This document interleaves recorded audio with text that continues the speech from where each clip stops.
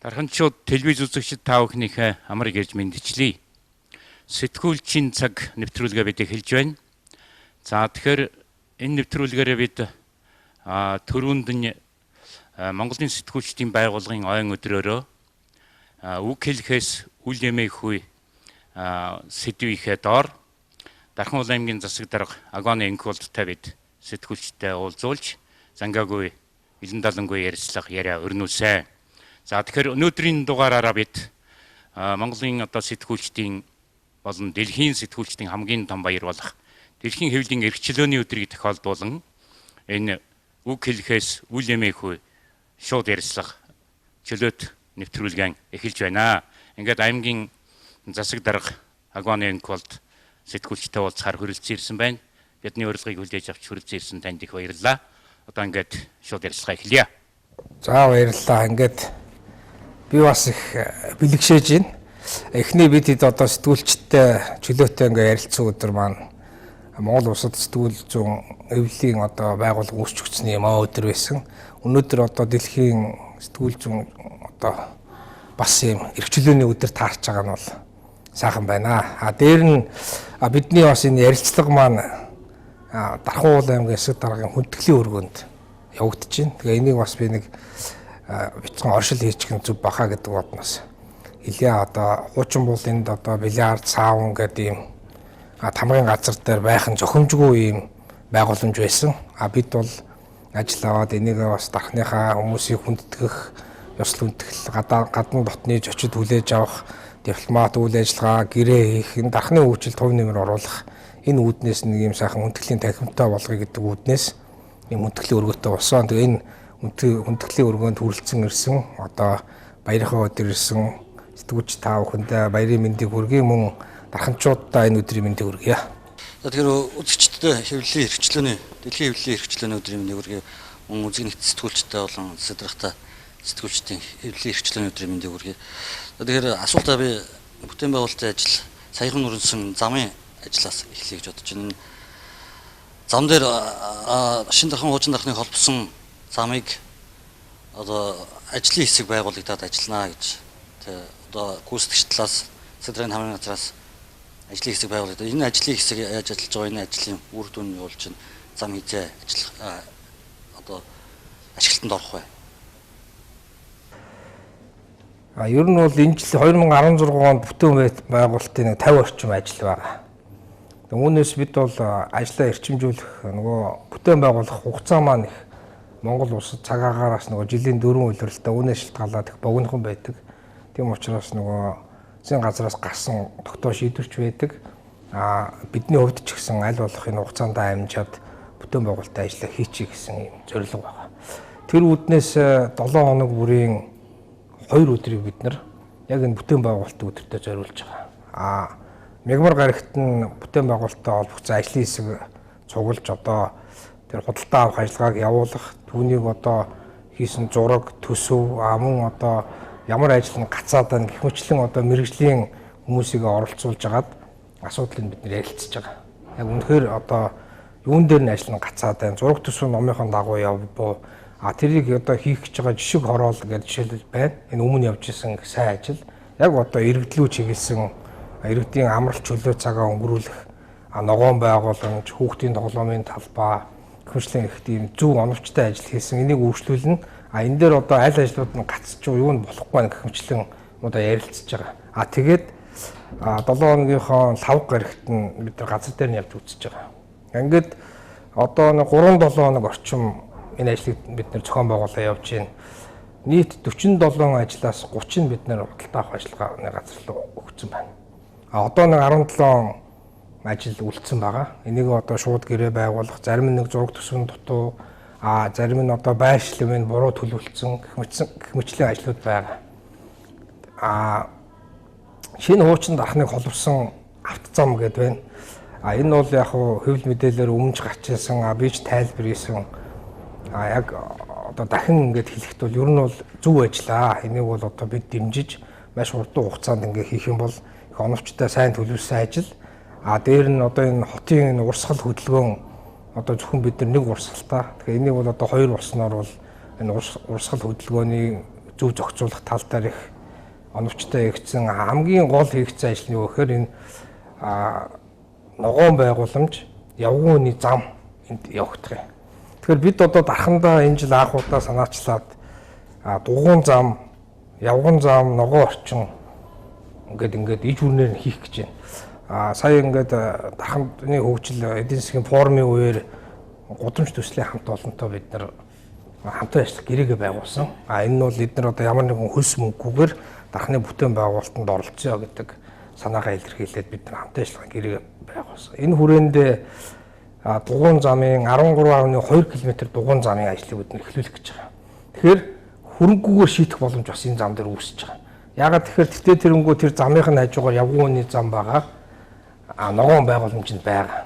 Тэгэхээр тэрийг бид нэр явган хүний замын одоо цаарл байсан бол заавчдаа одоо 2 м зам байлаа гэхэд тэрний нэг метр 20-ын улаан өнгө юм уу ногоон өнгөөр хийчихвэл дугуйн зам болчихж байгаа. Үлдсний нөгөө явган явах зорчих боломжтой байхгүй. Ямар ч төсвөөс мөнгө гарахгүйгээр тэрийг одоо дугуйн зам, явган зам гэ англиад хийчих ийм том боломж үүсэж байгаа. Энийг гүйцэтгсэн компанитай бол буруу ойлголтууд бол иргэдийн дунд яваад байгаа. Одоо миний зүгээс гацаасан, зогсоосон мөнгө төгрөгийн өгөөгөө ийм асуудал байхгүй. Нийт бол нэг 4.8 тэрбум төгрөгийн орчим төсөвтэй. Үүний яг төсөвт батлагдсан үнийн дүн нь болохоор 3 тэрбум 300 гаруй сая төгрөг байгаа. Үүний 3.2-ыг авцсан. Одоо бид батлагдсан төсвийнхөө өрөөнд л яриа шүү дээ. Тэгэхээр цаана нэг 100 сая төгрөгийн зөрүү байна гэсэн үг. Тэгэхээр энэ дээр ямар асуудал вэ гэхээр хамтарсан ажлын хэсэг байгуулъя гэдээ бид нар газар дээр нь очиод үзэж яхад ярилцж байсан. Ажлын хэсэг байгуулагдсан байна. Яг мэрэгжлийн байгууллагуудаар тэр хийсэн ажлынхаа гүйцэтгэлийг гаргана. Яг одоо гүйцэтгэгч компани өөрсдөө бид нар ингээд гүйцэтгэлийг гаргачаад тэрэндээ тохирсон 500 сая төгрөг аавна, үлдсэн мөнгө аавна гэдэг. Өөрсдийнх нь хүлээх хариуцлага гэрээгээр. Мэдээж одоо тэр гэрэн дээр заасан хугацаанд замаа дуусгах ёстой. Одоо бол дууссан байх ёстой. Гэрээний хугацаагаар. Тэгэхэд дуусаагүй байна. Дээр нь тэр нэг 100 гаруй сая төгрөгийг өгөх боломжтой. Тэгэхдээ хэдэн хувьтай явав?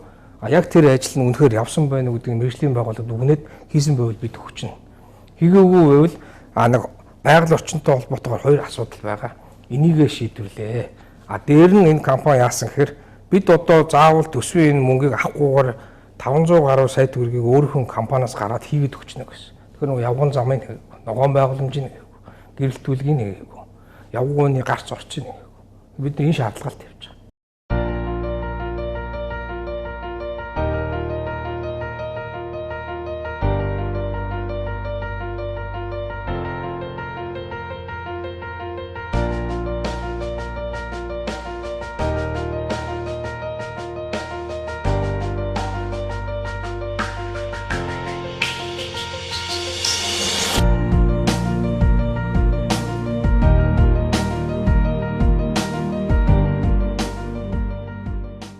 Тэгэхээр бүтээн байгуулалтын асуудал нь хөгцсөн учраас бас үргэлжлүүлээд асуу хийж бодож байна. Тэгэхээр жил болгон бас тендер зарлагдаж бүтээн байгуулалтын ажлууд бол хийгддэг. За энэс бас зарим бүтээн байгуулалтын ажлууд бол энэ тендер гэдэг зүйлээс болоод хойшлогддог. Тэгэхээр заримдаа бол аж ахуйн нэгжүүд тендерт оролцдоггүй тал байдаг. За заримдаа хөрөнгө хүнээс болоод ингээ хойшлогддог. Тэгэхээр энийг арай хариуцлагатай төлөвлөгдсөн ажлуудаа жилдээ багтааж хийхэд бол ер нь ямар арга хэмжээ авч ажиллах вэ? Тэгээ бид оны өмнөөс эхэлж бол төлөвлөгөө гаргасан. Ягаад гэвэл энэ чинь нөгөө цаг хугацаатай түрүү ярьсан учраас цаг хугацаатай эхний үйлрэлд багтааж бүх тендер зарлагдах бичиг баримтаа бүрдүүлнэ гэдэг нь өөрөө цаг хугацаа шаардсан асуудал байдаг. Тийм учраас бид нар бол ер нь оны өмнөөс эхэлж бэлтгэл ажиллаа хангасан гэсэн үг. Саяхан засгийн газрын хуралдаанаас бас шийдвэр гарсан. 5 сарын 1-ний дотор бүх худалдаа авах одоо үйл ажиллагааг зарлуулсан байх ёстой.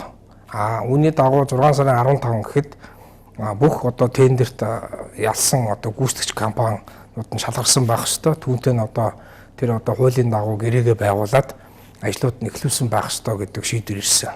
Энэний дагуу одоо сая тэр 7 хоног бүр хуралдаад байгаа зүйл маань энэ ажилтай холбоотой л явж байна гэсэн үг. Өмнө нь бол бид нар юмудаа холбогдох бичиг баримтуудаа бүрдүүлээд тендерийн үйл ажиллагаа бол зарлагдаад эхэлсэн. Одоо бол нэг 10 гаруй тендерийн үйл ажиллагаа цахимаар одоо дан цахим хэлбэрээр тендер үйл ажиллагаа зарлагдаж байгаа. Үлдсэн нөгөө 30 орчим нь бол одоо зарлагдах бүх бэлтгэл ажлаа хангацсан байна. Тэгэхээр бид нар бол энэ хугацаанд амжаад бүх үйл ажиллагаа явуулчихна гэсэн үг. Өнгөрсөн жил бол нөгөө хараа голын гүүр хүртлэх зам болвол ингээ орхигдсон байсан. Энэ ажил өөр энэ жилдээ хийгдэх болов. Тэгээ энэний худалдаа авах үйл ажиллагаа зарлагдсан. Тэгээ үнэлгээний комиссонд байгуулагдсан одоо худалдаа авах үйл ажиллагаанд явж байна гэсэн үг. Тэгэхээр би өнөөдөр засаг даргаас Дархуул аймгийн засаг даргын ажлыг авахд бас нэлээд ажлыг төлөвлөж бас орж ирсэн байх гэж бодож байна. Одоо ажиллах хугацаанд таны төлөвлөж одоо орж ирсэн ажил одоо хэдэн хувьтай явагдаж байна гэдэг талаар сонирхмаар байна. Би бол ер нь ажлуудаа төлөвлөсөө. Гэхдээ иргэдийн хурлын төлөөлөгчөөр ажиллаж ирсний хувьд ер нь энэ дарханд төрж өссөн хүний хувьд хариуцлагатай хүний хувьд аль болохоор одоо бүтээлч ажлыг одоо хий хоосон ярих асуудлыг урдаа барьсангүй ер нь юмыг хийчгээд хийсэн шийдлээ гаргачаад ингээд асуудлыг ярих гэдэг юм зарчмыг баримталж ирсэн. Өмнө иргэдийн хурлын төлөөлөгч байхдаа төлөвлөж исэн, бодож исэн ажлууд байгаа. Мэдээж одоо Дархан аймгийн засаг дарга гэдэг бол хариуцлагатай ажил. Бид бол одоо энэ дарханыхаа төлөө аль болох одоо олон бүтээн байгуулалт, хөрөнгө оруулалт татна. Энд ажиллаж амьдарч байгаа 100 гаруй мянган дарханчуудынхаа эрх ашиг тэдний одоо амьдрах таатар нөхцөлийг бүрдүүлэх тал дээр хамгийн их бодлого боловсруулж ажиллах ёстой. Одоо түүнийг манлайлж ажиллах ёстой хүний нэг нь гэж бодож байгаа. Яг одоо хийсэн ажлын хийгдэх ажлынхаа юуг бол хувь юуг нь гаргаагүй байна. Мэдээж гол бодлогын бичиг баримттай хийх олон ажлуудаа 100% хийсэн байна. Тийм жишээлбэл одоо бид нэр төрийн үйлчлэгэнд нэг одоо хамруулсан цахим програмыг нэвтрүүлсэн. Мөн одоо төлөвлөлт хийгээд төрийн албан агчд бол төлөвлөлт хийгээд төлөвснийхөө дагуу гүйцэтгэдэг, түүнд нь хариуцлага тооцдог мониторингийн програмыг бас нэвтрүүлсэн байна. Гэх мэтлэн бид нар бол бодлогын шин чанартай ажлуудаа бол бүгдийг нь одоо суур юмудаа бодлогын чанартай ажлуудаа хийсэн байна. Урдах 4 жилийн өмнө одоо иргэдийн хурлын төлөөлөгчөөр та сонгогдож ажиллаж байсан. Одоо ингээд дараа жилийн 4 жилийн одоо иргэдийн хурал таныг одоо тухайн үед одоо санал төвчүүлж байсан одоо хийх ажлын талаар энэ 4 жилд одоо тэр үйл явцад хэр биелэгдвэ тэр талаар та бас үзэл бодлоо илэрхийлж. Тий, ер нь бол дархандаа одоо эрүүл хөдөлгөөн одоо сүүлийн үеийн залуучууд маань ч гэсэн спортоор их сайн хичээлдэг болсон байна. Тэгээ бид бол хамгийн гол одоо дархандаа нэг номерын том ажлыг бол ер нь дугуйн замтай болъё. Тэгээ энэ дугуйн замтай бусна бас цаана ямар өөр дахиад нэмэн үр ашигтай гэхээр тэр замаар нэг хөгжлийн бэрхшээлтэй иргэд бас зорчих явах одоо юм боломж нэгдэг. Ягаад гэвэл автомашин хөдөлгөөнтэй холдохгүйгээр тэдний одоо аюул ослогоо талыг хангах ийм одоо маш том гол ажлаа бол бид нэр хийж чадсан гэж хэлэх хэрэгтэй байна. Ягаад тэгэхээр тэгж хэлж ийм нэхэр яг мэрэгжлийн одоо Монгол улсад үлгэр жишээ хийсэн гудамж төслийн хамт олонтой бид нар хамтарч чадлаа. Тэд маань биднэрт одоо мэрэгжлийн арга зүйн зөвлөгөө өгч байна. Мөн одоо иж бүрнээр нь түүнийг одоо шийтсэн зургийг хийж дуусгасан байна. Тэгэхээр одоо бид нар 5 сарын 4 гэхэд худалдаа авах ажиллагаа руу энэ төслийнхөө бүх одоо материалыг өгөх гэж байна. Тэгэхээр одоо 5 сарын 4-нд одоо тендер маань зарлагдана. Ингээд тэрний дагуу одоо дарханд маань тендерийн нөгөө зарлах хугацаанд дуусгаад бүтээн байгуулалтын ажлыг ямар ч 6 сард багтааж бид нар эхлүүлнэ. За тэгэхээр улсын хэмжээнд за саяны хэсэг Улаанбурхан өвчний дэгдэлт одоо харанга дэгдлээ. Тэгээд аймгийн хэмжээнд бас энэ өвчнөөр өвчлсөн хүүхдийн тоо бас нэлээд нэмэгдсэн байгаа. Энэ тал дээр бас орон засаг даргын нөөц хөрөнгөөр шаардлагатай тоног төхөөрөмжийг авсан гэсэн мэдээлэл байна. Ер нь орон нутгийн хэмжээнд ямар арга хэмжээг авч ажилласан бэ? Улаанбурхан өвчин бол энэ жилийн үед ер нь улс орны хэмжээнд одоо тархалт нь маш өргөн байна. Дархан аймгийн хэмжээнд бол ер нь асуудал одоо Монгол улсын үзүүлэлтээр хамгийн хүндрэх аймгийн тоонд орсон. Тийм учраас бид нар 3 сарын 12-нд тухайн үеийн нөхцөл байдалтай холбоотойгоор аймгийн онцгой комиссийн дарга нь аймгийн засаг дарга байдаг. Энэ хүрээндээ онцгой комиссийг хуралдуулсан. За хуралдуулах хүрээндээ бид бол бүх асуудлыг нийт бүрнээр авч шилжсэн. Ингэснээр бол олон үр дүнтэй ажлуудыг хийсэн байна. Жишээлбэл одоо засаг даргын захирамж гарч олон нийтийг хамарсан одоо хүүхдийн PC тоглоомын талбай үзүр үйлчлэгээ гэх мэтийг бид нар бол 12 хоног захирамжаар одоо хөл хоройг нь тогтоосон байгаа. Мөн одоо шаардлагатай яг тоног төхөөрөмжийн асуудал тулгарсан байсан. Тэгээд би одоо засаг даргын нөөц хөрөнгө ерөөсөө 2 их үүсвэрээр л одоо хөрөнгө зарцуулах хэрэгтэй байдаг. Засаг даргын нөөц хөрөнгөнийхөө мөнгийг одоо шавхаж байгаа 6 сар дуустал мөнгөөр одоо яг тэр өвчнийг намдаах цаана ягаад гэвэл хүүхдүүдийн хүний амнаас холбоотой асуудал байсан учраас 21 сая төгрөгөөр холбогдох тоног төхөөрөмжийг авч өгсөн. Мөн одоо ингээд энэ нь бас төдийлөн хангалттай сайн байж чадаагүй. Тийм учраас бас нийгмийн хариуцлагын хүрээнд одоо дархамчууд маань хамтарч олон сайн ажлыг хийдэг дэлхийн зүүн байгууллагын хамт олонд хандсан. Та нар бас нэг дэмжлэг үзүүлээч. Биднэрт одоо энэ хөрөнгө мөнгөний бас хомсдол байна. Тийм учраас та нар одоо боломж байвал тоног төхөөрөмж шаардлагатай юм аваад өгөөч гэсэн. Тэд нар маань их сайхан хүлээж авсан. Ингээд 12 сая төгрөгөөр тоног төхөөрөмж авч өгсөн байгаа. За ингээд эхний ээлжинд бол бид нар одоо тэр хүүхдийг яг амьсгалах, хүчил төрөгчөөр хангах, яг цаг, секунд, минутаар даралт юмыг үзэх, тэр эм тариагийн яг тэр даралтаар норм эмчин заавраар одоо шахдаг энэ багш төхөөрөмжийг бид нар авч өгсөн. Ер нь ингээд аваад үзэхэд бол одоо ингээд эргээд харахад бол онцгой хөмс 3 удаа хуралдсан байна. Бусад аймагуудын хувьд бол Улаанбурхантай холбоотойг бол онцгой комиссийн хүрээндээ авч үзэг байсан.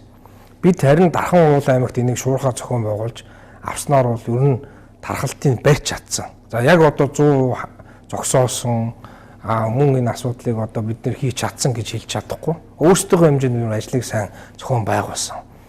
Намайг яг одоо 3 сарын 12-нд онцгой комиссийг хуралдуулах үед бол 3 хүүхдийн одоо амнаас ирссэн юм бас эмгэнэлтэй юм хүнд хэцүү байсан учраас бид нар тэр цаг үеийн байдлаар онцгой хуралдсан.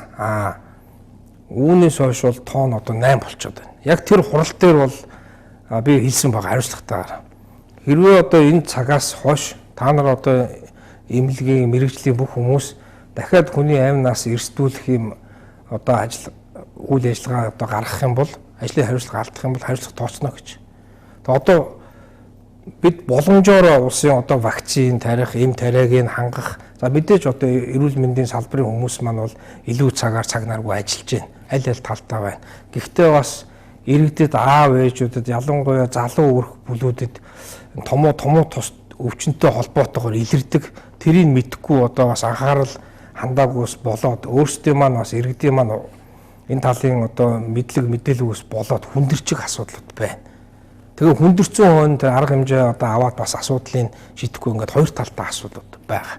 Бид өчигдөр онцгой комиссийн нарийн бичгийн дарагтаа уулзсан. Ажлын хэсгийн бүх явсан үр дүнгуудыг одоо үтсэн байгаа. Эннийхээ дагуу хариуцлага алдсан хүмүүст бид одоо хариуцлага тооцоогч байна. Хамгийн гол нь одоо энэ дэр юу вэ гэхээр бид энэ өвчнөөс аль болохоор одоо олон иргэдэд хамгаалж энэ өвчний тархалтыг зогсоох. Энэ л бидний гол үр дүн. Одоо бол цаашаага ерөнхий дэгдэж байгаа байдал нь бол нэг юм зогсон байдал бид оролцсон. Гэхдээ бидэнд бас хүнд цаг үе одоо дахиад ирэх гээд байна.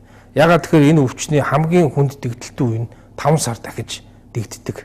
Тэгэхээр энэ дээр бид нар одоо юмыг болоод өнгөрцөн хойно яах вэ? Тэглээг харамсаад авах ш бид одоо онцгой комиссийн хүрээнд мэрэгжлийнхний хувьд одоо шахаж ажиллаж байгаа нэг юм урьдчилан сэргийлэх үйл ажиллагааг сайн зохион байгуул. Хувийн бүх эмнэлгүүд оролцсон. Багаж хэрэгслээрээ ханга өрхийн эмч нар нь одоо гэрээр нь явж тэр үйлчлэг юмыг хэлж залуу гэр бүл одоо тэр мэдлэггүй байгаа хүмүүст нь мэдээллийн түгээ. Дээр нь манай мэдээлэл технологи алба гэсэн ажиллаж байгаа. Энтэй холбоотойгоор одоо сэрэмжлүүлэг мэдээл бүх зүйлийг одоо бид нар өөрсдөө хууль мэдээллийн бүх хэрэгслээр иргэдэд одоо санамж маягаар түгээж байгаа. За тэгэхээр орон нутгийн болон үндэсний хэмжээний хэвлэл мэдээллийн хэрэгслэр Дархан уул аймагт орон нутагт анх удаа дунд сургууль төгсөж байгаа хүүхдүүдийн дунд ухаалаг ирээдүй мэрэгжлээ сонгох ийм том хөтөлбөрийг эхлүүлсэнийг одоо олон нийт их таашаан хүлээж авч байна. Тэгэхээр энэ хөтөлбөр яаж цаашдаа үргэлжлэх вэ? Тийм бид бол одоо анх удаага Монгол улсдаа Дархан уул аймагта ухаалаг ирээдүй 2016 гэсэн хөтөлбөрийг хэрэгжүүлж эхэлж байна. Тэгээ энэ өөрөө ямар ач холбогдолтой зүйл вэ гэхээр ер нь бол одоо энэ барууны орн соёлт одоо бусад улс орнуудад бол дунд ангиас нь эхлээд тухайн хүүхдийг одоо мэрэгжлийн чиг баримжааг нь олгох түүнийг одоо өөрөө яг дурлах сэтгэлээсээ тэр би үнэхээр энэ мэрэгжлийг эзэмшгүй гэх одоо мэдлэгийг өгдөг юм байлаа. Бид бол зөвхөн одоо 12 дугаар анги төгсөж байгаа хүрээндээ л энэ асуудлыг ярьдаг. Тэгэхээр одоо яг өмнө ингээ сайн мэдлэг мэдээллийн нөхөр тэр хүүхд маань үнэхээр би энэ ажлыг хүний амьдралтай холбоотой учраас мэрэгжлээ зөв сонгочих юм бол тухайн хүний одоо ажиллаж амьдрах хамгийн гол үндэс суурь учраас тэрэн дээр нь одоо яг уу бид мэдээж 9 дугаар анги 8 дугаар ангиас нэг хүүг боломжгүй ч гэсэн за ямар ч инжилээс эхлүүлээд 12 дугаар анги төгсөгчдөө энэ мэдээллийг өгөө гэдгээс одоо төрийн бус байгууллагатай хамтран ажиллаж байна. Тэгэхээр энэ хүрээнд бол ер нь бол одоо энэ дэлхийн жишг орнуудын ийм одоо стандарт ийм тест байдаг. Энэ болохоор бол 120 мянган төгрөг орчмын төгрөгийн үнэтэй. Тэгэхээр энэ бол одоо эцэг эхүүд бас их дарамт очих учраас бид энийг хөнгөлсөн байгаа. Одоо компани маань чин дээр их нийгмийн харилцаанд сайн ажилласан. Одоо эцэг эхүүдээр нэг төгрөгнөч дарамт байхгүй. Ингээд 12 дугаар анги төгсөж байгаа одоо манай 1000 гаруй хүүхдүүдийн яг одоо бүх тестэнд бол одоо 100% хамрагдсан байна. Энэгээр яах вэ гэхээр тухайн хүүхд маань одоо ямар ажлыг хийсэн өөрөө тэрэндээ дурлж цаашаа хийх үү гэдгийг бүр ингээд олон талын үзүүлэлтээр нь олон улсын тэр тестээр ингээд шалгаж байгаа. Энийг ингээд авцсан. Ингээд 5 сард хариу гарна. Энэ дээр нь сэтгэл зүйч мэрэгжлийн одоо багш нар мэрэгчлэлтэнгүүд ажиллана. Ингээд бид нар 5 сарын одоо дундуур орчим яг одоо тэр бүх одоо хариу нь бэлэн болохоор хүүхдүүдэд гардуулж өгнө. Одоо нэг юм хувийн хэрэг шиг материал очих нь байна. За одоо чи нэг юм олон нийтэд ажилладаг, тусалдаг одоо совилогч гэдэг юм уу, ийм мэрэгжил эзэмших чамд боломжтой байна ч гэдэг юм уу. Энэ их мэдээллийг өгнө. Энийг үгээр манай 12 дугаар анги төгсөгчд маань залуучууд театр бол одоо сүүлийн хэдэн жил дүүрэг айгуу тийм өргөн бүрэлдэхүүнтэй ирсэн. Бүгд их сайн оролцсон. Тэгэхээр энэ одоо хүүхдүүд маань бас өөрсдийнхөө төлөө нэг хариуцлагатай болчихжээ, мэрэгжлийн эзэмшийн төлөө сэтгэл нь байна гэдэг нь харагдаж байгаа. Энэ үеэр Монголын улсын болон хувийн бүх том сургуулиудын хичээлийн мэрэгжлийн багш нарыг бид нар авчирсан байна. Монгол улсын их сургууль, боловсролын их сургууль, шинжлэх ухаан технологийн их сургууль гэдэг ингээд Монголын одоо урдаа барьдаг бүх том сургуулиудын одоо том эрдэмтэн багш нар ирсэн. Тухайн сургуульд эсэгт нь одоо юу бүрдүүлэхийн, тэнд орохын тулд яах вэ гэдэг заавар зөвлөмж нь бас давхар бид нэр өгч чадсан. Энийг энэжлээс уламжлал болгон бид нэр одоо жил болгон хийн. Тэгээд яг л одоо нөгөө дараагийн тэр дунд ангиас нь хүүхдүүдийг тэр мэрэгжлүүн чиглүүлэх юмыг бол эрхчлээс зохион байгуулахаар төлөвлөд ажиллаж байна.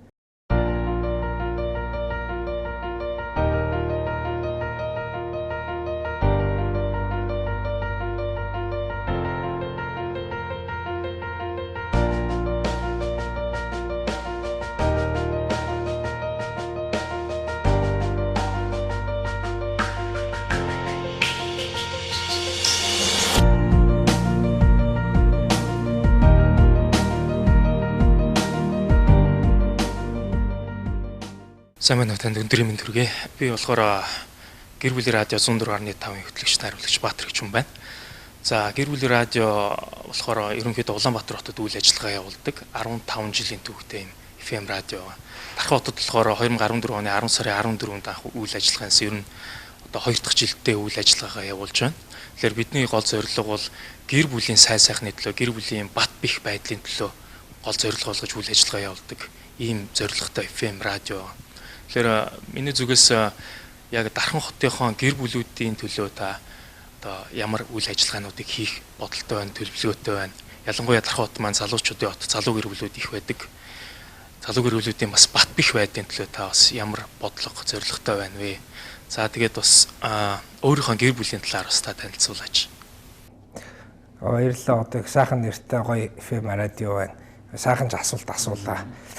5 сард нөгөө дэлхийн гэр бүлийн өдөр тохиодог. Бид нэр үүнийг ухтаад ажил хийхээр төлөвөө гаргацсан байна. Ямар ажлыг хийх чинь гэхээр бас л одоо мөн Дархан улаан хот анхудаа зохион байгуулах гэж байна. Тэр өдөр бид нэр Дархан хотыг төв гудамжны хэсгийг бүх одоо замын хөдөлгөөнийг хориглох гэж байна. За ингэснээр бол одоо мэдээж нөгөө Улаанбаатар 6 сарын 1-нд төвийн хэсгийн гудамж авцааныг хоригсноор ямар те гэр бүл үр хүүхдүүд тэнд яасан сайхан аав ээжтэйгээ алхаад тоглоод тэр канки скейтер гулгах чинь дуугаа унах нь унж чинь их тайван болдог штэ. Тэрийг өрн Дархандаа бид нэр анхны удаа ингээд туршиж үзье. Тэгээд гэр бүлийн өдөр болгож тэр өдрөө Дарханчуудаа уриалга гаргах гэж байна. За та бид нар төвийн бүх авцааны хөдөлгөөнийг ингээд хориглох гэж байна. Энэ үеэр одоо нэг хүүхдүүдтэйгээ те агаар салхинд гарч мөн Дархан 50 цогцлбороо орж хөдөлгөөнгүй үйл яах вэ гэдэг ийм одоо орчныг бүрдүүлэх гэж байна. Үүнтэй уялдаа цаашаага бид нар ямар арга хэмжээ авах чинь гэхээр дархан тавийн одоо ертөнцийн зүгээр урд зүгийн одоо зам байгаа хөдөлгөөнтэй. Энийг бол одоо дэлхийн бусад улс орнуудад байдаг автомашингүй гудамжуулах гэж байна. Одоо ер нь бол шууд нэг өдөр бид нар бүгдийг хориглохгүйгүй. Одоо зураг төсвийн ажилдаа орцсон явж байна. Тэр нь мэдээж нэг талдаа нөгөө амралтын чөлөөт бүс нь одоо дархан тавь зогслоор байгаа ногоон орчин. Тэгэхээр тэр замыг бид нар нарийсгаад автомашин явдгүй явган одоо эргэж зорчдог болох гэж байна. Түүний одоо замын уртлын хэсгээр нь нэг давхрын худалдаа үйлчлэгээний иргэдтэй үйлчлдэг тэр худалдаа үйлчлэгээний зогслуурын яг орчин үеийн стандарт нийцсэн хэлбэрээр нь хийх гэж байна.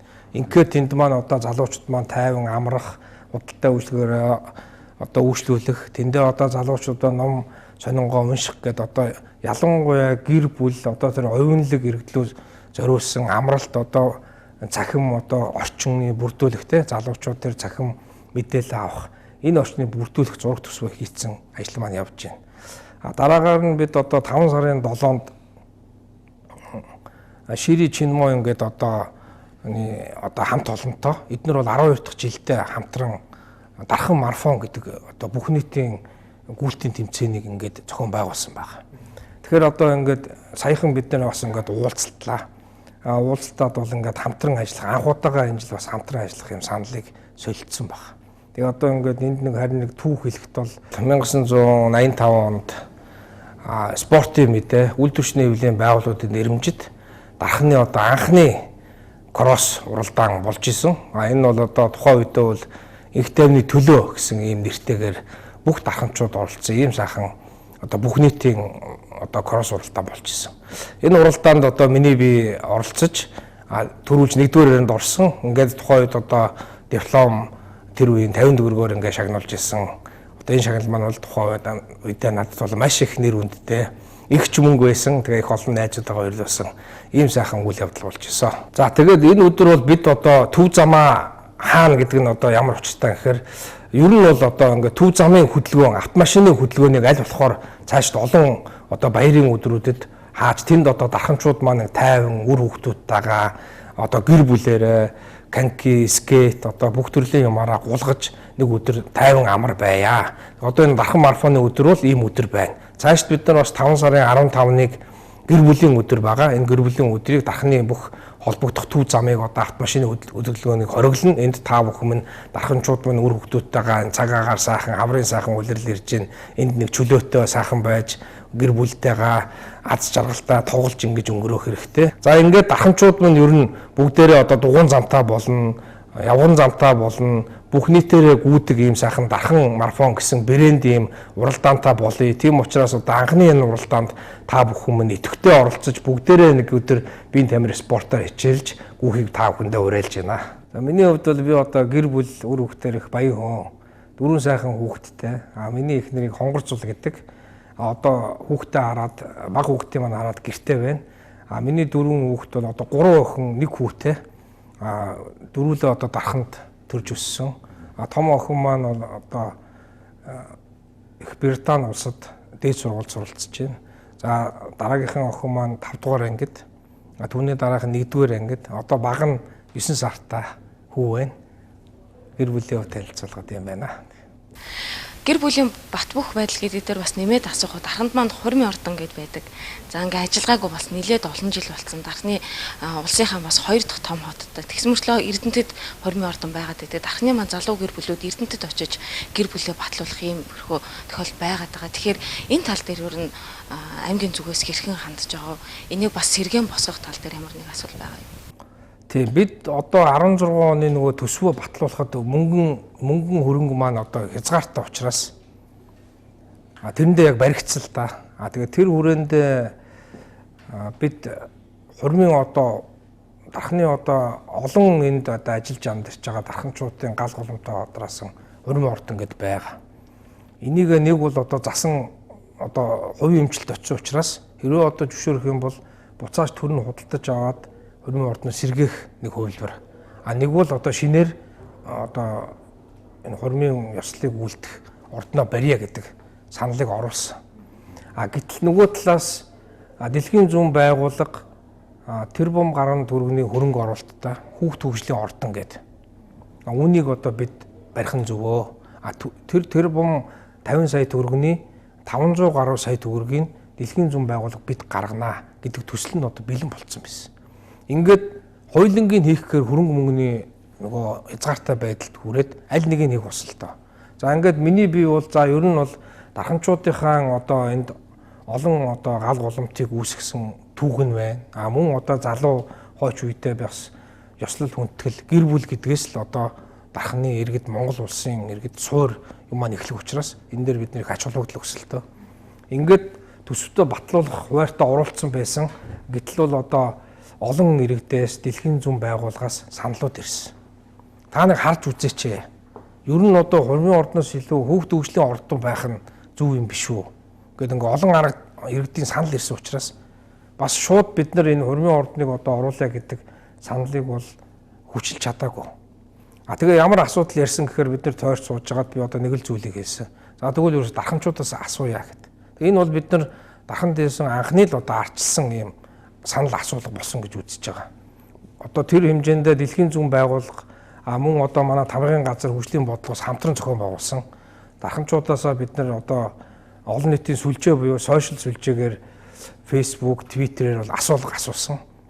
Хурмын ордон эрэхтэй юу? Хүүхдийн хөгжлийн ордон эрэхтэй юу? Мөн одоо олон иргэд төвлөрсөн зах худалдаа үйлчлэгээний байгууллага гадуур одоо хууцаар санал авсан. Ингээд энэний үр дүнд ямар санал асуулт гарсан гэхээр хүүхд хөгжлийн ордон барих нь зөвөө гэдэг санал олонх нь болсон. Тийм учраас бол хурмын ордноо бид нар түр хойш нь тавьсан хүүхд хөгжлийн ордны одоо байгуулах энэ одоо 500 гаруй сая төгрөгийг бид төсвийн хөрөнгөнд оруулж батлуулсан байгаа. Худалдаа авах ажиллагаанд зарлагдсан, шаваа тавьчихсан. Одоо энэ 16 онд багтаж бид нар хүүхд хөгжлийн ордонтой болно. За ингээд асуудлыг бол бас дуусгасны үхэр дуусгаагүй. Нөгөө бодол маань үлдээл байгаад байсан. Гэтэл дархан нутаг төрийн бус байгууллага бас одоо адилхан одоо бид нартай сэтгэл нь энэ тал дээр бас эмзэглэж явсан юм байлээ. Ингээд эдний одоо хамт олон хуучин байсан одоо хурмын ордныг худалдаж авсан байгаа. Тэгээ одоо ямар асуудал ярьж байна гэхээр бид бол одоо заавал энийг өмчлөхгүй. Энэ бол дарханчуудын одоо бас түүхийг харуулсан олон хүний дурсалтаа цаашд олон дарханчуудад хэрэгтэй хэмжүүлээ. Орон нутгийн удирдлага засаг сахаргатай хамтарья.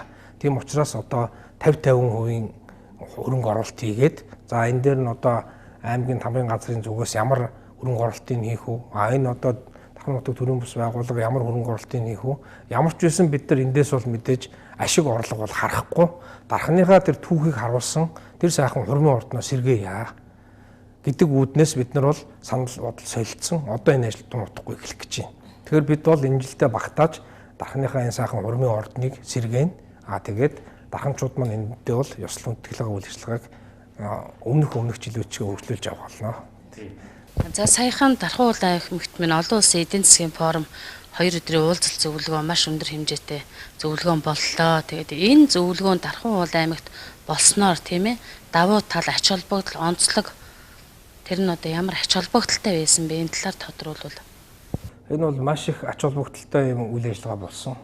Бидний анханасаа хийсэн гол зорилго бол ерөөсөө л энэ төсөв хөрөнгө хүнд байгаа үед дархандаа одоо хийж бүтээчих ажлууд байна. Энийг одоо хөрөнгө оруулалт татаж хийхин тулд энэ гадны хөрөнгө оруулагчдыг татсан эдийн засгийн чуулган уулзалтаа хийя гэдэг санаа байсан. За энэндээ бол бид хүрч чадсан. 100 гаруй тэрбум төгрөгийн хөрөнгө оруулалтыг бид татаж чадсан байна. За үүнээс ингээд дуртахад бол 1 тэрбум орчим төгрөгийн одоо ногоон мод, ногоон одоо орчин бүрдүүлэх өвөр Монголын өөртөө засах орон байгаль орчны яамтай хамтарсан төсөл одоо хэрэгжиж байна.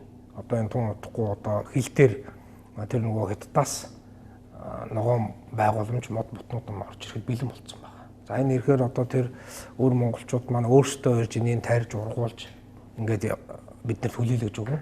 Энийгээ бид нар гудамж төслийн хүрээнд хамтарч энэ ажлаа хийх гэж байна. Хог боловсруулах үйлдвэр байгуулахаар бид нар гэрээг байгуулж чадсан байгаа. Энэ нь өөрөө болохоор нэг 80 гаруй тэрбум төгрөгийн хөрөнгө оруулалттай юм ажил. За энэ нь бол 2 үе шаттай. Мэдээж одоо хогийг бид нар ямар ч одоо тэнд зардал гаргаж хайж байгаа. Гэтэл одоо тэрийгээ бид нар энэ компанид худалдана. За одоо тэр компани худалдаж аваад үүнээс маань эрчим хүч дижитал төлж гаргах юм. Ингээд одоо эрчим хүч гаргаснараа яах вэ гэхээр гэр хороол одоо нөгөө галуутаагаас авдаг өндөр үнэтэй 100 гаруй төгрөгийн өндөр үнэтэй эрчим хүчийг эднэр бол 80 төгрөгөөр нийлүүлэхээр ийм тооцоо гарсан байлаа. Ингэм бол бид нар хямд эрчим хүчээр бусд одоо цахилгаан эрчим хүчээр хангалттай газрууд хангах боломж үүснэ. Дээр нь дархан бол газар тариалангийн бүс нутаг энд одоо уул уурхай газар тариалангийн чиглэлээр явуулдаг томоохон аж ахуй нэгжүүд маань мөн одоо импортоор авдаг энэ шатхууныг хямд үнээр авах боломж нь бас үүсэж байгаа. Нийгмийн хариуцлагын хүрээнд харин энэ ташрамт хэлэхэд бол одоо энэ Тахико гэдэг компани багаан хөв освол үйлдвэрийг хийх гэж байгаа. Энэ нь одоо дарханд хогийн цэгүүд те хайрцагнууд маань ингээд шаардлага хангахгүй болцсон байгаа. Тэгэхээр контейнеруудыг одоо нийгмийн хариуцлагын хүрээнд дархан уул аймагт бэлгэлж байгаа. Тэгээ энэ одоо үйл ажиллагаа нийт ахуй үйлчлэгээ маань их сайн зохион байгуулад бид нар одоо жижигхэн боксын хэлбэртэй хогийн одоо хаалга үүдтэй онгодог цонхтой юм хотын үзэмжинд нийцсэн хогийн зүгүүдийг дархнаар одоо байршуулахад бэлэн болцсон нийт ахуй үйлчлэгээний ажлыг зохион байгуулаад явж байна. Мөн одоо энэ үеэр Хятадын Нари групп гэдэг байдаг. Энэ групп маань энэ үнсийг одоо тоосонцор утаа болсон энэ гол асуудал одоо станцаас ялгардаг. Энийг одоо тэр байгаль орчинд ээлтэй экологийн тэр технологиор нь боловсруулад хөтлийн цементийн үйлдвэр түүхийд болгож өгдөг үйлдвэрийг байгуулахаар анхан шатны үйл ажиллагаа явуулж байна. Мөн энэ үеэр бид нэр залуусын гудамж гэдэг автомашингүй амрах орчинтой энэ гудмыг хийх гэж байгаа. Энэ дээр Нари групп хөрөнгө оруулалт хийхээр хамтын ажиллагааны гэрээгээ байгуулсан.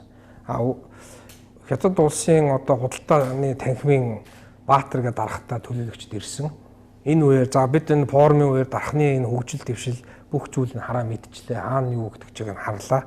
Тийм учраас Улаанбаатар руу тэр хөрөнгө оруулах гэж байгаа хөрөнгө оруулалтаа дархан руу чиглүүлэх нь зөв юм а гэд гэрэг хийчихэд явсан. Одоо тэгэхээр энэ дээр бид нэр барилгын салбарт, худалдаа үйлчлэгийн салбарт үйлдвэр технологийн парк хүрээнд их ажлуудаа төлөвлөлөд яваад эхэлж байна.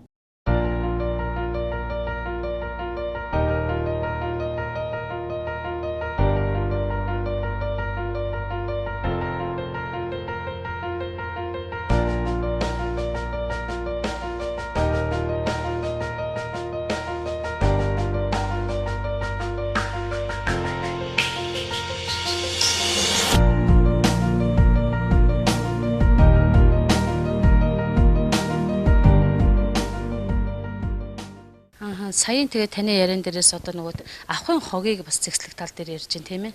Тэгэхээр Дархан уул аймагт маань сан оргуу гэдэг компани байдаг. Хуванцар саваар одоо бүтээгдэхүүн хийдэг. Энийг одоо манай аймаг энэ компанитай ер нь ямархуу байр суурьнаас хамтарч ажилладаг юм байна.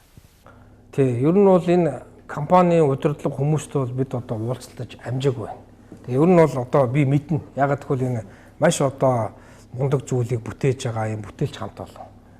Тэр одоо олон хуванцар сав гялгуурууд те байгаль дэлхий шингэдэггүй энэ бүтээгдэхүүнийг эдгээр маань одоо боловсруулдаг. Түүгээр сандал мөн одоо тараншааны таг цэцгийн мандал хайс олон төрлийн бүтээгдэхүүн хийж байгаа. Тэгэхээр одоо ер нь энэ компани дээр зорж бид нар очноо. Очоод одоо аймаг маань энэ тал дээр нь дэмжих ямар асуудал байна. Хамтарч ажиллахад бид бол бэлэн байгаа. Таны хийж байгаа дарханд анхны гэсэн тодтолтой олон ажлууд хийгдэж байна. За үүний нэг нь бол саяны болсон олон улсын дархны хөгжил олон улсын форум. Энэ дээр яригдсан нэг томоохон сэдэв бол дархан эко хөгжлийн загвар хот болно гэсэн энэ санаа байсан. Энэ дархны хөгжил форумын дараахан Монголын эдийн засгийн форум болсон. Энд ч гэсэн топ сэдэв нь энэ эко ногоон хөгжил гэдэг энэ сэдэв байсан.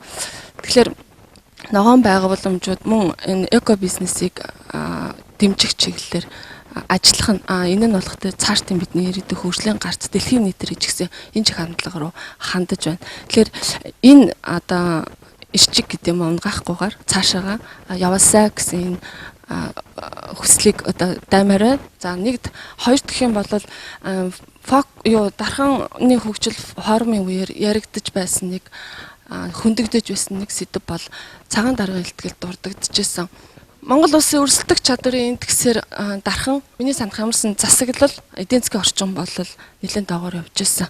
Тэгэхээр засаглалын тогтворгүй байдал засаглал тогтворгүй байна гэдэг маань төр эзэнгүй байна гэдэг санаа тэр үеэр нэлээд яригдчихсэн. Тэгэхээр энэ тал дээр та юу хэлэх вэ? Тий, эхний тэр чухал асуултаас хариултаа эхлэе гэж бодож байна. Мэдээж одоо хүн бүрийн өмнө бол одоо өөрийнхөө төрж өссөн ажиллаж амьдарч байгаа газар нутгаа хайрлах, түүнийг одоо сайхан болгох, ногоон орчин бүрдүүлэх энэ бол мэдээж бүх хүмүүсийн одоо бод санаж авдаг зорилго. Бид ч гэсэн энэ хүрээнд одоо чиглэж ажлуудаа төлөвлөж явуулж байгаа. Тэр бүгд найрамд хятад ард улсын найрыг групп гэдэг байна. Энэ бол төрийн өмчийн 100 өмчтэй ийм компани. Тэгээ энэ компани өөрөө ямар одоо учиртай компани байх гэхээр ер нь одоо байгаль дэлхийд ээлтэй тийм технологи хийдэг, тэр шийдлийг хийдэг. Дандаа энэ дээр одоо ноу-хау бүтээсэн ийм том компани. Эдний удирдлагууд одоо юу гэж хандаж хэлсэн бэ гэхээр нэг зүйлийг л загсан. Хятадууд бид бол одоо хөрөнгө мөнгөтэй болох, хөрөнгө мөнгийг босгох, эдийн засгаа хөгжүүлэхийн тулд их одоо үйл ажиллагаа хөдөлмөрийг зарцуулсан. Ингээд энэ одоо үйлдвэрлэл, нэмэн үртэг шингэсэн бүтээгдэхүүн гэдэг дээр анхаарад их явангуудаа нөгөө талд нь байгаа баланс буюу байгаль орчныг хайрлах, хамгаалах энэ талаар огтулсан. Энэхээр хүнд байдалд орсон. Одоо бид нар тэр утаа, технологи, үнээс гарсан хор хохирол маш их байна. Дархан бол хөгжиж байгаа маш сайхан хот байна.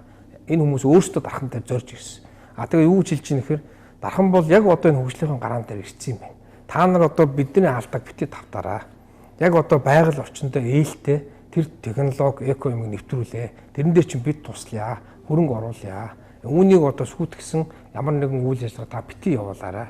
Мэдээж одоо үйлдвэрлэл юм хийлгүй яах вэ? Ингэхдээ тэр байгаль орчинд ээлтэй технологи гарсан энэ алдааг давтахгүйгээр яваарай гэдэг зөвлөмжийг бол бидэнд өгсөн.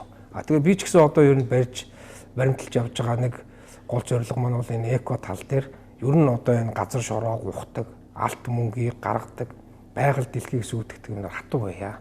Тийм учраас нэг ч гэсэн газарт тэр зөвшөөрлийг одоо өгөөгүй байна. Өнөөдрийн хэмжээнд. Цаашд бид нэр өгөхгүй. Тэгэхээр аль болохоор энэ хотоо ногоон болгох, мод тарих энэ ажил дээр бид нэр ажлуудаа төлөвлөж зохион байгуулж байна. Жишээлбэл одоо нийт ахуйчлагын дээр мөн ялгаагүй бид нэр хүлэмжийн үйл ажиллагаагаар дархамчуудаа одоо ногоон зүлэг, цэцэг тарих үйл ажиллагааны эхэлсэн явж байна. Хөрөнгө мөнгөний одоо ингээ даргын 5 газраас шийтчихсэн. Нийт ахуйчлагын гандлага дарахтаа хамт олон маань бол энэ дээр маш сайхан зохион байгуулж ажлыг хийж байгаа. Удахгүй бид нар дархамчуудаа сайхан цэцэгт одоо ийм гудмыг, талбайг, ногоон зүлгийг одоо бүрдүүлж тарин одоо цаг хугацаанд том удахгүй ирнэ. Тэгэхээр бид нар бол яг энэ одоо байгаль дэлхийн экологи тал дээр бол бүр том бодлого болгож энэ дээр ажиллаа төлөвлөж явж байна. За хоёр дахь асуулт чинь засаглалын. Тэгээ форумын үеэр ярьсан л да яг зөв цагаангуйн одоо илтгэлд гарсан. Ер нь бол дархны хамгийн сул байгаа талны өгөхөр одоо засаглалын энэ хямралаас болж цаашдаа үйл ажиллагаа доголцсон гэдэг судалгаа танилцуулж ирсэн. Тэгэхээр энэ бол үнэ. Яг нь ер нь бол бид нар ийм зарчмд баримталж байгаа. Ер нь энэ Монгол улсын хэмжээнд тэгээд Дархан уул аймгийн хэмжээнд ялангуяа одоо энэ улс төржилт хаасаагүй их байна. Бид бол хөгжлийн төлөө энэ бол хэрэггүй. Тийм учраас одоо иргэдийн хурлын дарга Эрдэнэт дарагтайгаа битээр ярьсан. Битээр бол хоёр өөр намын төлөөл. Гэтэл битээр нэг л зарчим барьсан. За хоёулаа ерөөсөө тэр сонгуулийн үеэр мөрийн хөтөлбөр бусад асуудлаараа ус төрждийн байгууч тэргээрээ өөрсөлдөё. Бусад үед нь ерөөсөө тас тэрвэрлдэл энэ дархныхаа хөгжлийн төлөө ямар нэгэн улс төрийг хийхгүйгээр ажиллаа явуул. Өмнө нь бол нэг намын хоёр дарга байсан. Зөрчилдөд байсан цаана хэн хохирч нэхэр иргэдэл хохирдог. Тийм учраас бид одоо энэ асуудал дээр хуралтайгаа засаглал нь ойлголцохоор ажил явдаг. Тийм учраас битээр бол одоо маш сайхан хамтарч олон бүтээлч ажлуудын ард гарч чадсан. Цааш ч энийг хийх болно. Тэгээ юу гэж хэлэх юм нэхэр тэр алдаатай байгаа засаглалын хувьд бид ялангуяа жижиг газар ус төрчих шаардлагагүй. Бүгд нийлж байгаа төвчлөгийн төлөө хамтдаа байж эхийг бүтээе л гэсэн бодлого зорилготойгоор ажиллаа төлөвлөж явуулж байна. Тэр дархны хөгжил, дархны ирээдүйг бол бас нэлээд гэрэл гэгээтэйгээр харагдаж байна л та. Одоо ногоон хот, эко хот гэдэг дархан хөгжиж байна. Гэхдээ бас дунд нь бас асуудлууд байна. Жишээлбэл 16 давхар. Сая бохирн доош алдагдлаа, дахиад алдагдлаа. Дээр нь бас сөөхийн дарга энэ мэдээж бол сөөх хариуцах асуудал төр өвчлөгдсөн учраас гэхдээ сөөхийн дарга энэ бол харах гэдэг одоо энэ харахны үүр болчлоо гэсэн одоо нэг үгсэн харах ингээ барьцсан. Маах мэдээлэл хийсэн л дээ тухайд. Ер нь бол дархны байруудад сүүлийн үед баяруудын зойрын давхруудад ер нь ариутгал бол хийгдэг. Мэдээж ариутгалыг бол хувийн байгууллага хийдэг. Бас иргэдээ өөрсдөө хариуцж иргэдийн өмчлөл болохоор гэхдээ энэ цаашаа нөгөө өвчтний их үүсвэр дархан өвчин дийдэх бас нэг шалтгаан байж магадгүй гэсэн тийм сэрэмжлэл иргэд болгоны тоонд байдаг. Тэгэхээр энэ дээр бас төр оролцоод иргэдтэйгээ хамтруул бас энэ бас гарах боломж байгаа баг. Тэгэхээр ер нь бол энэ 16 давхартай холбоотой энэ асуудлыг ер нь нягтлж шалгах энэ үнэхээр дарханд харах байгаа юм. Монгол улсын хэмжээнд бол харах байхгүй гэсэн мэдээлэл бүртгэдэггүй гэсэн тийм мэрэгддэг юм билээ. Тэгээ бид бол одоо мэрэгжлийн байгууллагаас энийг бол асууж лавлсан. Тэгэхээр тэнд бол одоо харах байхгүй. Мэдээж одоо улган юм уу тэр мэрэгч төрлийн амьтад бол байж болно. Тэгэхээр сая их зөв асуудлыг хөндлөө л та. Ер нь одоо энэ инженерийн байгууламж түүгээр одоо янз янзын өвчин юм дэлгэрэх мөн тэнд одоо хуулбас олон үйл ажиллагаа явуулдаг гэх мэт олон одоо бас хар бараан үйл явдал дагуулсан асуудал байгаа. Энийг мэдж байгаа. Тэгэхээр бид бол одоо таны хэлсэн тэр харин энэ дээр одоо хариуцлага юмыг хийх урьдчилан сэргийлэх үйл ажиллагааг бол зохион байгуулж ажиллая. Энийг одоо ажлын юмдаа тусгая. Дээр нь одоо бас иргэдэд хандаад хэлэхэд нэг юм асуудал байна. Үйлчлэлтийн бэлтгэл ажил юмыг ингээд шалгаа явж хахад иргэд маань ингээд зуны тайван үлрэлт бол одоо эргээд үйл болохгүй юм шиг асуудалд ханддаг. Жишээлбэл одоо мангирт байна, барак вэшин байна, төмөр зам гэдэг энэ үйл бас хэд хэдэн хүнд асуудал үүслээ. Ямар асуудлууд үүссэн гэхээр яг тэр сөөхийн хэмжээнд иргэдийн өөрсдийн хариуцлагын хэмжээнд өөрсдийнх нь эзэмшлийн инженерийн шугамшүүлж байгаа. Энийг одоо нийлж байгаа засч янзлчихгүйгээр зуны хэдэн улиралдаа янзлаагүй ус болоод өвлөн цоорох, халаалтгүй болох хүнд нөхцөл ирж байгаа. Тэгэл одоо яах вэ гэж асуудал аймгийн засаг дарга дээр л ирдэг. Уг нь бол тэрийг бол одоо сөөх одоо сууц өмчлөгчд өөрсдөө зохицуулах хийчих юмыг бид одоо зохицуулж хийсэн асуудлууд гарсан. Ягаад тэгэхээр тэнд 40 хүний амьдрал, энд нь 50 хүний амьдрал одоо амьдрах орчиндөө холбоотой учраас зүгээр байж чадаагүй. Тэгэхээр бид одоо засаг даргын нөөц хөрөнгнөөс онцгой байдал гэдэг зориултаар нь бид нар 3 газрыг дулааны шугамшуулж ус суу гэх мэргэжлийн байгууллагатай хамтарч шийдэж өгсөн байна. Тэгэхээр одоо энийг цаашд иргэд нь битгий ийм байдалд оруулаач. Бидэнд бол одоо бас энэ орон нутгийн төлөө хийх бүтээн байгуулалтанд их хөрөнгө мөнгө хэрэгтэй байна. Мэдээж өвлийн улирал та гэдэг бас гинт тулцсан учраас энийг одоо халаалтгүй мөн шийдэж өгөхгүйгээр байж болсонгүй. Цаашид энэ асуудлыг хийхэд хэцүү. Тэгэхээр энэ зуны улиралдаа мэргэжлийн байгууллага иргэдэд хандаж үгжилж байна. Тэгэхээр энэ олон асуудалтай хэдэр хамтрая. Тэр инженерийн нийт эзэмшлийн шугамшүүлжэн дээр хэдүүлээ хамтраад засвар үйлчлэгээ хий. Бид тэнд нь хариуцлагатай ажлыг зөв төлөөлж оролцъё. Гэх мэтлэнгээр одоо хэдүүлээ асуудлаа шийдэж явъя гэдгийг хэлэх. Тэгэхээр инженерийн шугамшүүлжээний засвар шинжилгээ ажил дээр мэдээж мэргэжлийн байгууллагууд анхаарах хэрэгтэй байдаг. Дээрээс нь сөөх гэд байгууллага байж идэг. Дээрээс нь иргэдийн анхаарал гэж байж идэг. Ингээд тал талаас ер нь анхаарал шаардсан засвар үйлчилгээний ажил. Тэгэхээр энэ дээр ер нь орон сууцны контор байгуулах хэрэгтэй юм байна гэдэг саналыг бол өнгөрсөн жилээс эхлээд гаргаад бас хэд хэдэн хилцүүлгээ хийсэн хурлуудыг бас зохион байгуулсан. Энэ ажил ер нь хэр үр дүнтэй явагдаж байна. Цаашид орон сууцны контор байгуулах боломж болцоо ер нь хэр байд. Энэ ажил ер нь ямар шатанд явагдаж байгаа. Тэгээ иргэдээс бол энэ тал дээр айгүй олон одоо асуудлыг ярьж исэн. Орон сууцны энэ дагуу орон сууцны контор байгуулагдах нь бол иргэдийн хурлаар ороод байгуулагдсан. Гэхдээ нөгөө өмнөх удирдлагуудын үед тэр бүтэц зохион байгуулалтын хийсэн одоо би бүх ажилтнаа танилцсан л да. Тэгэхээр яг одоо энэ зах зээлийн зарчмаар ажиллах энэ зарчмын шаардлага хангаагүй юм байсан болов уу гэж харагдаж байгаа.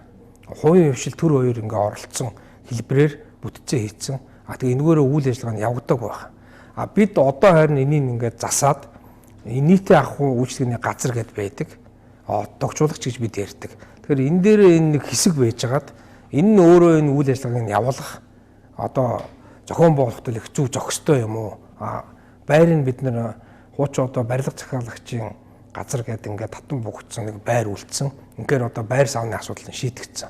Одоо ямар асуудал байна гэхээр нөгөө одоо энэ орон сууц, нийтийн эзэмшил, дулаан, цахилгаантай холбоотой төлбөрийн асуудал байдаг. Энийг нэгдсэн сүлжээгээр авчиж нөгөө төлбөрүүлэхээр програм хангамж одоо иргэдийн дунд үл ойлголцсон байдаг. Тэрийг нөгөө авчиж үйл ажиллагаанд явах учраас доголдчих гээд байгаа. Тэгэхээр тэр програм хангамж асуудыг нийт ах үйлчлэгэн дээр одоо үзэж байна. Энийг бид нэр одоо тун утгахгүй зөв голдролоор нь ажиллуулахаар ажлаа зохион байгуулсан байгаа. Энэ дагуу бид нэр Улаанбаатарын одоо нэгдсэн тийм нийт ах үйлчлэгний газартай очиж бас танилцсан байна. Туршлага судалсан. Энэ дагуугаа бид нэр одоо тун утгахгүй үйл ажиллагаа эхэлж явуулна. тун удахгүй сонголт өгч байна. Тэгээ түрүүний өмнөх биднэртэй хийсэн цангаагийн уулзалт дээр та сонгуульд хэрхэн оролцох нь тодорхойгүй байна гэжсэн. Энэ юм тодорхой болсон болоо. Тийм түрүүний бид нар сэтгүүлчтэй уулзалтын үеэр ярьжсэн. Би ч одоо бол ер нь 21 аймагт анхны одоо нам бус засаг дарга болчиход байгаа. Тийм тэгээд уг нь бол миний бол одоо улс төрийн гарал үүсэл бол Монгол Ардын намын одоо гишүүн ийм энэ намын төлөө л гэсэн чинь зорилготой юм үйл хэргийн төлөө явж ирсэн. Улс төрийн одоо энэ нөхцөл байдлын тулмаас одоо ганц 2 хүний шийдвэрээр бол бидний одоо энэ Дархан уул аймгийн хамгийн шилдэг гэсэн одоо Ардын намын шилдэг 10 залууг бол одоо Ардын намаас төлөвлөжүүлчихэд байгаа. Тийм учраас сая одоо 4 сарын 20-нд эцсийн ингээ хугацаа байдаг. Бид мэдээж одоо энэ хийсэн ажлаа дуусгах, төлөвлөсөн олон ажлуудаа хүрэхийн тулд дархамжтын төлөө хийж бүтээх ажил байна. Тийм учраас энийг өөрчлөхийн тулд бид нар улс төрийн сонгуульд оролцсноо. Оролцохын тулд яах вэ гэхээр хааштай бид нам бус болсон учраас би дагчийн байр сууриас 10 залуу бол одоо мөрийн хөтөлбөрөөр боловсруулж өгсөн байна. Мэдээж яг нэрээ одоо дэвшүүлж өгөх хугацаа нь бол 5 сарын 5. За магадгүй жоохон түүнээс цааш хугацаагаар одоо улсын их хурлын шинэ хууль хэлэлцэж сонгуулийн хуулийг засвар хийж хэлж байгаатай холбоотойгоор сунгаж магадгүй байгаа. Тэр болтол бид нар одоо энэ намтайгаа ойлголцох намаасаа нэр дэвших тэр одоо үйлдэлийг харж байна. Үнэхээр одоо ойлголцоонд хүрвэл нэг шийдэл төрнө. Ойлголцохгүй бид нар одоо бие тааж Дархан хотын хөгжлийн төлөө ямар нэгэн альва улс төрийн хүчинд байснаар заавал бүх юмыг хийгээд хөгжүүлээд явчихна гэсэн үг биш. Бид өөрсдийнхөө бодлого зорилтыг тавьж байгаа энэ хөгжлийн төлөө бие дагаач болсон дарханчуудад одоо энэ улс төрийн сонгуульд оролцсон. Дүнгийн дарханчууд л тавь. Сэтгүүлчийн цаг өнөөдрийн нэвтрүүлэгт маань оролцож Дархан уул аймгийн өнөөдөр орчин үед хийгдэж байгаа хамгийн бүтээлч шинэлэг ажлууд орон нутгийн ажил амьдралын мэдээллийг дэлгэрэнгүй одоо танилцуулж бидний асуултанд хариулсан Дархан уул аймгийн засаг дарга энэ болд одоо телевиз үзэгчдийнхээ өмнөөс талархал төвшүүлье. За ингээд би бас энэ дэлхийн хэвлэлийн эрхчлээний өдөр нэг бэлэг дэмбэрэлтэй их сайхан дурсгалтай юм зүйлтэй ирсэн. Энийгээ бас та бүхэндээ ингээд танилцуулъя гэж бодож байна. Энэ бол Дархан уул аймгийн маань түүх, энийг Дарханыг бүтээсэн, Найрамдлын Дархан хотыг бүтээсэн хамгийн алдартай, хүндтэй хүмүүсийг маань алдаршуулсан Дарханы юм хүндэт дэвтэр. Тэр болгон одоо энэ бол гарч ирж байгаагүй. Би бол одоо өмнө мэдээгүй. Сая одоо ямар тохиолдлоор одоо энэ хүндэт дэвтрийг олж авбаа гэхээр бид бол одоо өөрсдийнхөө өрөөнд энэ туршлагынхаа өрөөнд их цэвэрлэгээ буюу одоо энэ цэвэрлэгээний үйл ажиллагаа хийсэн. Энэ ингээ хийж явах явцад бол тэр одоо шургуулганд олон жил ингээ дарагдсан. Яг энэ бол Дарханы гэсэн сэтгэлгүй хүнд бол одоо нэг зүгээр л нэг дэвтэр баг.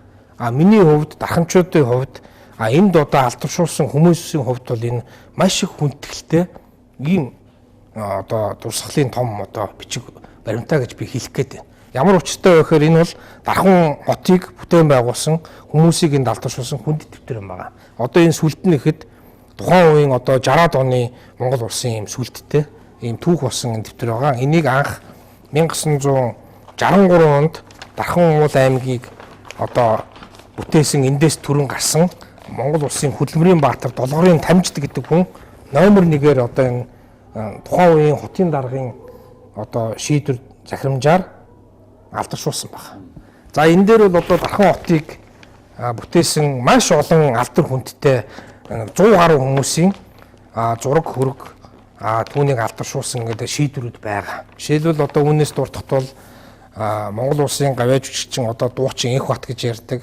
Мөн одоо манай соёл эрдэнэ гавьяат байна. За тухайн үеийн одоо хотын даргаар ажиллаж исэн Цэгмэдгой байна. Намын орооны даргаар ажилласан Болдгой байна. За сэтгүүл зүүн одоо салбарт ажиллаж исэн Гүр Эмчингой гэдэг ингээд манай эндээс Дархан одоо уул аймгаас төрсэн олон хөдөлмөрийн баатар гавьяатууд бүгд байгаа.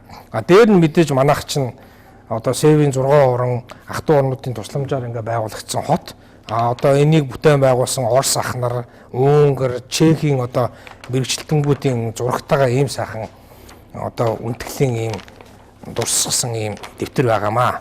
Тэгээд одоо энийг яасан гэхээр 2005 оноос эхэлж энэ дэвтэр үйлчилж яваагүй. Ер нь энэ дэвтэр байсныг ч мэдэхгүй. Тэгэл тоосонд дарагдаал одоо тэр шургуулганы үнцгт байсныг одоо харин азтаа гаргаж олж авлаа. Одоо энийг яах вэ гэхээр сая би одоо 11 жилийн дараа анх удаага үргэлжлүүлж дархнаас төрсэн Монгол улсын гавьяач жүжигчин Батмөнхийн Саран туяа ирсэн байгаа. Тэгээ одоо Сараагийнхаа одоо засаг даргын захирамж гараад 11 жилийн дараа одоо алтаршуулж энэ дээр мөнгөлсөө. Тэгээ ингээд засаг даргын захирамж гарсан зурагтай. За өнөөдөр бас энэ хэвлэлийн эрхчлэлийн өдөр манай сэтгүүл зүй хэвлэлийн одоо салбараас Дархан уул аймгаас төрсэн анхны гавьяат Аригчаа сүрэн ахыгаа одоо энд би одоо хүндлэхгүй байхын аргагүй. Дарханчууд бүгд мэднэ. Тийм учраас бид одоо өнөөдөр Аригчаа сүрэн ахыгаан энэ сайхан хэвлэлийн салбарт оруулсан хөө нэмэр дархны төлөө энэ хийж бүтээсэн олон зүйлийг одоо бид алдаршуулж энэ дээр энэ хэвлэлийн эрхчлэлийн өдөр одоо алдаршуулахаар босдогоо та бүхэнд одоо дуулгахад таатай байна. Мөн одоо дарханчуудаа бас одоо энэ мэдээг дуулгана. Ингээд мөн одоо цаашдаа бид нар энд ингээд цааш нь үргэлжлүүлээд сүүлд одоо гарсан манай дархнаас төрсэн Хөдөлмөрийн Баатар гавьяат олон хүмүүс байгаа. Эрдэнэ Чулуун багш байна. За мөн одоо хамгийн сүүлд манай өсвөр үеийн Олимпийн аврах Сумья маань байж байна. Ингээд салбарын гавьяат олон хүмүүсээ бид нар одоо энэ дээрээ одоо дурсгалын зургийг тавьж захирамж шийдвэрээр энэ дээр алдаршуулнаа. Ингээд энийгээ бол бид ямар арга хэмжээ зохион байгуулах чинь гэхээр хүндэтгэлийн өргөндөө нэгдсэн нэгэн арга хэмжээ зохион байгуулах чинь. Үр хүүхдүүд нь энэ бол их үн цэнтэй зүйл. Тийм учраас одоо энэ байгаа хүмүүстэй үлдсэн үр хүүхдүүд нь бид нар яг энэ хэлбэрээр нь дурсгалын хүндэт одоо дурсамжийг хийн. Тэгээд энэ дээр нь одоо тэр одоо дурсгалын зүйлийн захирамжтай нь одоо гардуулахын үйл ажиллагаа зохион байгуулна. Дархныхаа энэ алдар хүндтэй энэ нэр хүнд бүхий хүмүүсийг цааш нь энэ дэвтэр дээр нь одоо нөөц байгаа. Энийг үргэлжлүүлж алдаршуулж ингэж явуулна гэдгээ илэрхийлье. За тэгэхээр сэтгүүлч мэрэгжил нэгт залуучуудаа болон Дархан аймгийн засаг дарга энэ холд одоо маш их баярлалаа. Сая одоо таны өөрийн чинь энэ хэлүүлж байгаа энэ Дархан хотын түүхийг хойч ирээдүй залуучууд нь өвлүүлж мэдрүүлэх үйлсэд хамгийн одоо бас нэг том хувь нэмэр болох энэ Дархан хотын хүндэт дэвтрийг сэргээж байгаа явдал бол үнэхээр агуу юм аа. Одоо энэ дэвтрийг сэргээгээд ингээд ажиллуулчихаар дарханчууд маань дархны телевиз үзэгчид маш олон хүн баярлна. Ягаад гэвэл энд орсон бүх одоо энэ хүндтэй ууган анхдагчдын өр хөөгтүүд нь байгаа, ач зээнэр нь байгаа. Бүгд үзээд за бүх анд найз нь байгаа. Үйлдвэрт байгууллагт хамт ажиллаж байсан уран бүтээлчид, үйлдвэрийн ажилчид бүгд үзээд маш их баярлнаа. Тэгэхээр их олон жил 11 жил дарагдана гэдэг бол үнэхээр харамсалтай байна. Тэгэхээр одоо өнөөдөр бас сэтгүүлч бидний мэрэгжлийн хамгийн том баярын энэ өдөр маань надад ийм их хүндэтгэл хүлээлгэсэн танд Дархан уул аймгийн засаг дарга Энкол танд онцгойлон за ингээд мэрэгжил нэгт залуучууд нөхөдөө бүгдээрэнд нь их баярлалаа. Өнөөдрийн манай сэтгүүлчийн цаг нэвтрүүлэг маань ингээд өндөрлөж байна. Дараагийн нэвтрүүлэг хүртэл баяртай.